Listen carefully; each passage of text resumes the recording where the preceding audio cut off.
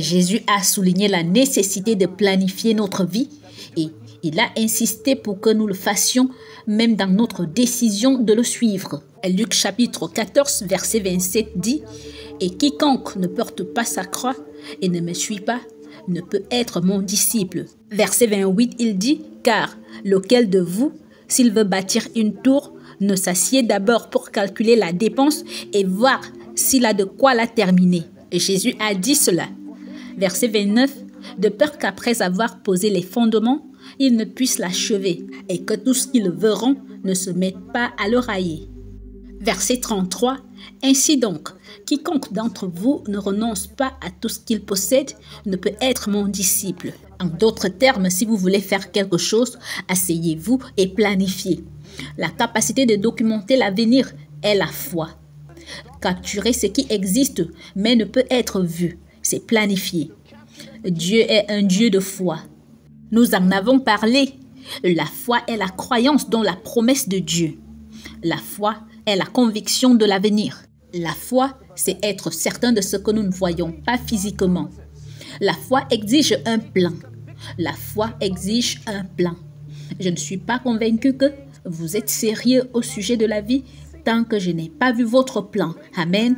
Les chrétiens sont des gens paresseux, à la dérive dans la vie. J'étais l'un d'eux, mais j'ai découvert quelque chose à propos de Dieu. Dieu ne fait pas de plan pour vous.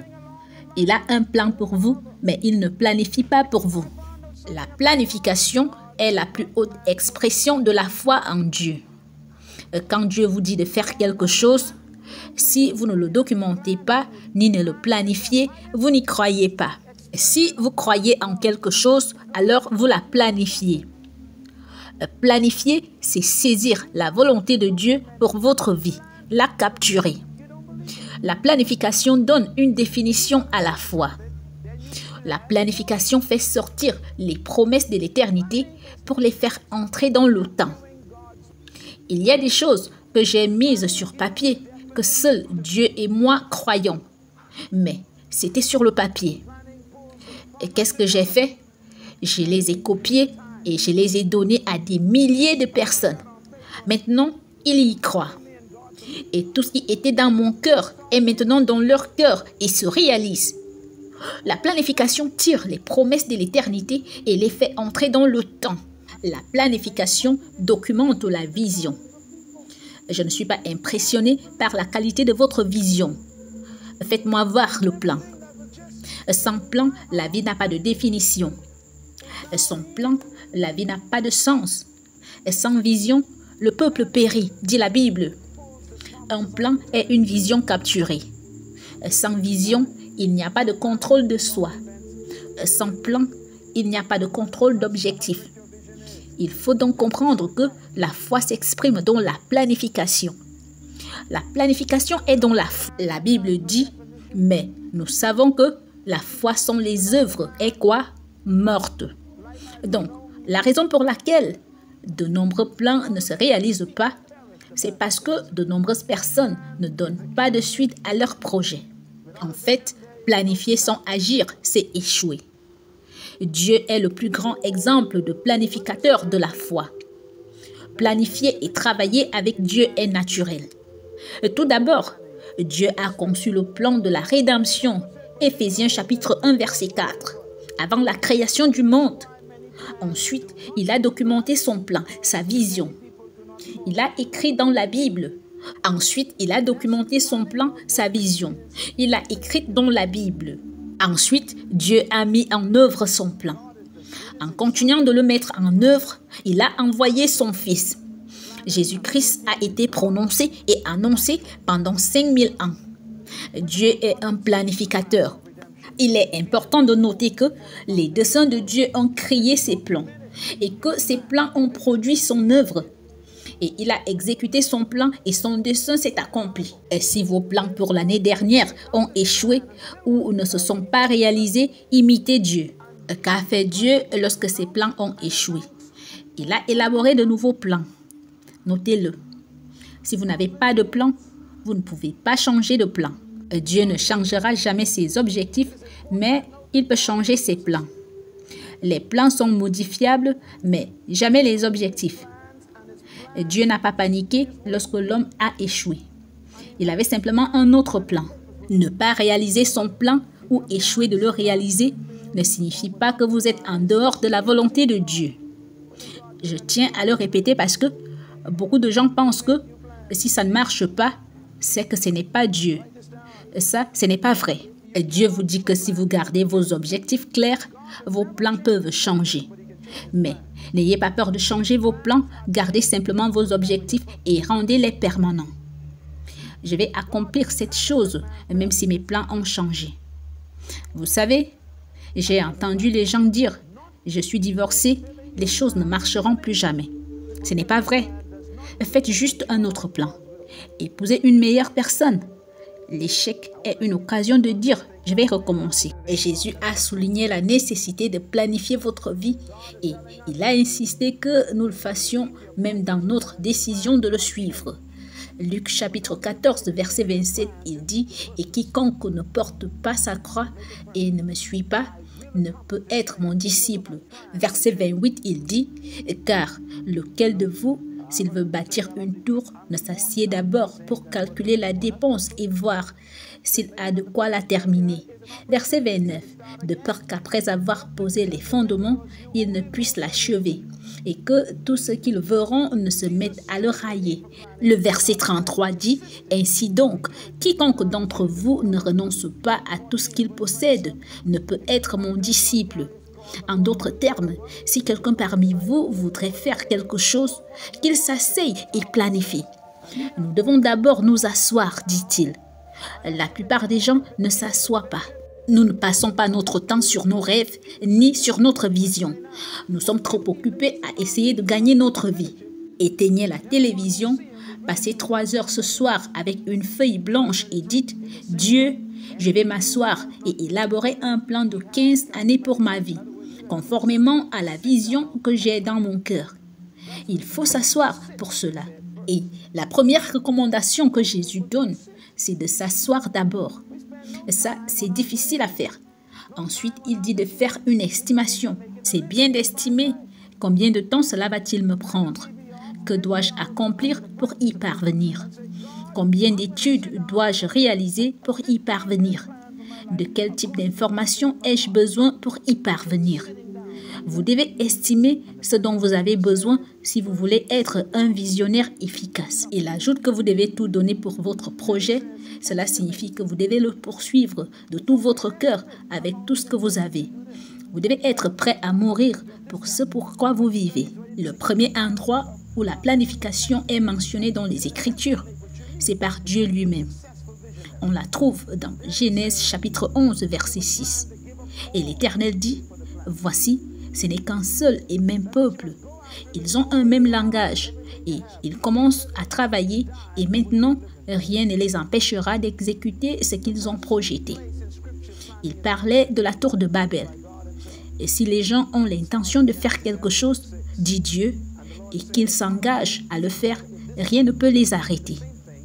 Et ça, c'était tellement dangereux que Dieu lui-même a dû se lever et descendre. Et il a dû arrêter le projet. Il insiste sur le fait que c'est eux qui planifient. Ils ont planifié et Dieu s'en est inquiété. Et quand l'homme planifie quelque chose, cela fait trembler le ciel. La planification en second lieu est mentionnée par Pharaon à Joseph. Genèse chapitre 41, verset 37. Il dit « Et la chose fut bonne aux yeux de Pharaon et aux yeux de ses serviteurs. J'ai découvert quelque chose. J'ai découvert que Joseph avait un plan pour Pharaon. C'est pour cela qu'il avait été promu. » Et si vous voulez un emploi, et si vous voulez progresser dans votre lieu de service, résolvez le prochain problème de votre patron. Trouvez un plan alternatif pour que les choses aillent mieux dans le service. Je vous garantis qu'ils auront les yeux sur vous, parce qu'un planificateur sera toujours promu. Je le répète, un planificateur sera toujours promu. Parce qu'un planificateur est un visionnaire. Et un visionnaire est une personne motivée. Et c'est ce genre de personne qui est promu. Joseph a planifié et il a été promu. Dieu a donné un plan clair à Moïse pour le tabernacle. Moïse est descendu du tabernacle avec un plan dessiné clairement sur le rouleau du papier. Et la Bible dit dans Exode chapitre 26 verset 30, « Tu dresseras le tabernacle selon la forme qui t'en a été montrée en la montagne. » Dieu a donné un plan à Moïse et non un bâtiment. Et David déclare dans le psaume 20 verset 4, « Il te donne ce que ton cœur désire et qu'il fasse réussir tes desseins. » Dieu ne voudrait pas que vos désirs réussissent. Il voudrait que vos plans réussissent. Un plan est un désir documenté. J'espère que vous m'écoutez ce soir. C'est très pratique. Quand je reviendrai la prochaine fois, je vais pouvoir vous regarder, me donner un paquet dans la main et dire « C'est ça. Voici les 50 prochaines années de ma vie. Voici ce que je veux faire. » Vous serez étonné de voir à quel point cela attire les bonnes personnes vers vous. Et comment cela attire les bonnes ressources vers vous. Psaume chapitre 33, verset 11 dit « Les desseins de l'Éternel subsistent à toujours, et les projets de son cœur sont de génération en génération. » Proverbe 12, verset 5 « Les pensées des justes ne sont qu'équité, les desseins des méchants ne sont que fraude. » Dieu a un dessein pour chacun de nos vies. Nous sommes tous conçus et nés pour cette raison. Mais nous devons écrire cette raison sur du papier. Elle doit devenir un plan. Et je voudrais terminer sur un chapitre qui est vraiment devenu ma protection. Lorsque j'étais jeune et qu'il est encore aujourd'hui. Ça se trouve dans le chapitre 16 des Proverbes. Proverbe chapitre 16. Maintenant, je voudrais que tout le monde me regarde. Et ce que vous êtes sur le point de lire est une instruction de Dieu pour vous. Cela expliquera aussi pourquoi vous n'avez pas réussi à atteindre le point où vous aimeriez être maintenant. Nous allons d'abord lire le premier verset. Verset 1. Il dit « Les projets que forme le cœur dépendent de l'homme, mais la réponse que donne la bouche vient de l'Éternel. » Maintenant, vous êtes assis là et vous dites de quoi est-ce qu'il parle. Première ligne, il dit « Les projets que forme le cœur dépendent de l'homme. » Dieu dit que les projets sont de ta responsabilité. C'est à vous qu'il incombe de mettre les plans sur papier. La ligne suivante dit « Mais la réponse que donne la bouche vient de l'Éternel. » Cela signifie la façon dont vous serez récompensé, c'est le problème de Dieu. C'est une déclaration hébraïque intéressante. Il dit ici que les préparations du cœur sont à l'homme, mais ce sera Dieu qui donnera la réponse de la langue. Et cela signifie que c'est à Dieu qu'il incombe d'expliquer comment les choses seront accomplies. Donc, Dieu sait que les plans que vous mettrez sur papier semblent impossibles. Toutes ces grandes choses que vous avez dans votre cœur, Dieu vous dit de les mettre sur du papier. N'ayez pas peur. Dieu dit de mettre le bâtiment sur papier, de mettre toutes ces choses que vous avez dans votre cœur, de les mettre sur papier. Il dit ça coûterait 3, 5, peut-être 20 millions de dollars, pas de problème, mets-les sur papier. Il dit la manière dont ça se produira ne te regarde pas, c'est ma responsabilité. Alors, notez ceci, n'ayez pas peur du coût de votre projet, je vous en supplie, parce que je suis passé par là. Je sais à quel point c'est effrayant. Certains d'entre vous rêvent des choses sérieuses. Dieu dit de les mettre sur papier. Que voyez-vous? Qu'est-ce qui vous revient sans cesse à l'esprit? Et quel est ce rêve qui ne vous lâche pas? Et quelle est la vision que vous avez du bâtiment, ou du département, ou de la construction de ce bâtiment? Qu'est-ce qui vous revient sans cesse à l'esprit? Et quel est ce rêve qui ne vous lâche pas? Et quelle est la vision que vous avez du bâtiment, ou du département, ou de la construction de ce bâtiment? Que possédez-vous? Ce studio que vous possédez, le magasin d'uniformes scolaires? Je ne sais pas de quoi il s'agit. De quoi rêvez-vous? Dieu dit, je ne vous ai pas demandé de l'argent. Je vous ai demandé un plan. Je vais expliquer, dit-il. Au verset 2, il dit, toutes les voies de l'homme sont pures à ses yeux, mais celui qui pèse les esprits, c'est l'Éternel. Lorsque vous mettez ce plan sur papier, vérifiez vos motivations. Est-ce juste pour devenir riche? Alors, ce n'est pas de Dieu. Les plans de Dieu ont toujours pour but d'aider les gens à devenir meilleurs. Si votre vision n'aide pas l'humanité, elle vient du diable. Tous les desseins de Dieu ont pour but d'accomplir le dessein de Dieu. Vos motivations doivent être vérifiées. Verset 3, il dit « Recommande à l'Éternel tes œuvres et tes projets réussiront.